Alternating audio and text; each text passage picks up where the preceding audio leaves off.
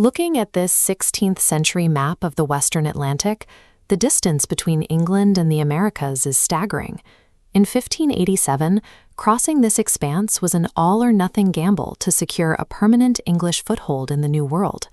That July, 115 men, women, and children dropped anchor off the coast of modern-day North Carolina at Roanoke Island. Led by Governor John White, the group was tasked with building a self-sustaining community. Shortly after landing, White's own daughter gave birth to Virginia Dare, the first English child born in the Americas.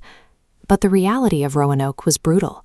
Food supplies ran low almost immediately, and relations with the local Native American tribes turned into open hostility. Facing starvation and isolation, Governor White made an agonizing choice. Late in 1587, he sailed back across the Atlantic to secure urgent tools, food, and reinforcements, leaving his daughter, his infant granddaughter, and the rest of the settlers behind. He promised to return within a year. For the stranded colonists, that promise was the only thread keeping their hopes alive. But when White reached Europe, a massive geopolitical conflict had erupted. England was at war with the Spanish Armada. Queen Elizabeth I ordered the immediate confiscation of every English vessel for military defense. White was trapped. For 3 years, White remained stranded in Europe, helpless while a ticking clock ran out for his family across the ocean. He finally secured a ship and reached Roanoke Island on August 18, 1590, what would have been his granddaughter's 3rd birthday. Instead of a greeting party, the rescue team found a chilling silence. The entire colony was abandoned. 115 people had vanished. There were no signs of a struggle, no bodies, and no graves anywhere on the island. The physical state of the abandoned camp tells 2 stories that cannot both be true. The settlement's footprint provides the first set of facts. Every house had been carefully dismantled and taken down, not burned and not violently destroyed. This meticulous teardown suggests a deliberate process. The settlers had the time and the security required to systematically disassemble large wooden structures, indicating a planned relocation. Yet nearby, investigators found the colonists' heavy trunks, expensive maps, and personal belongings abandoned and buried in the dirt, ruined by years of exposure.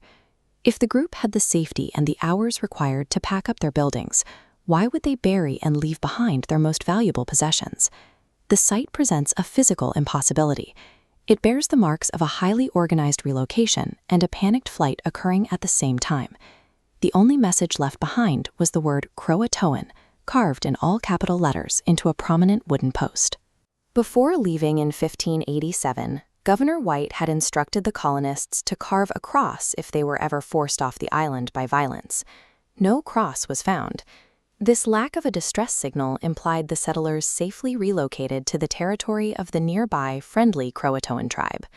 Historians have weighed the possibilities of integration versus annihilation.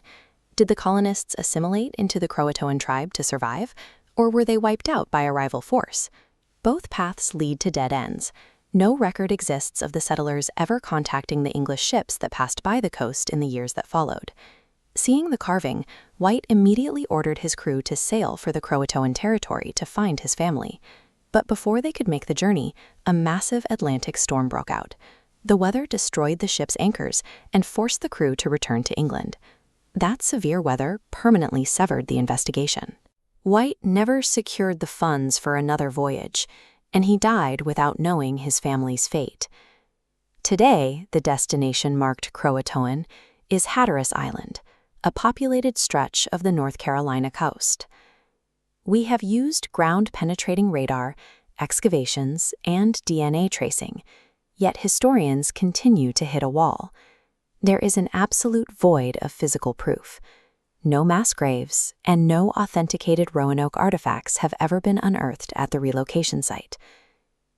115 people walked out of their homes and vanished from the record. They left behind a single carved word, 4 centuries of silence, and a mystery that remains unsolved.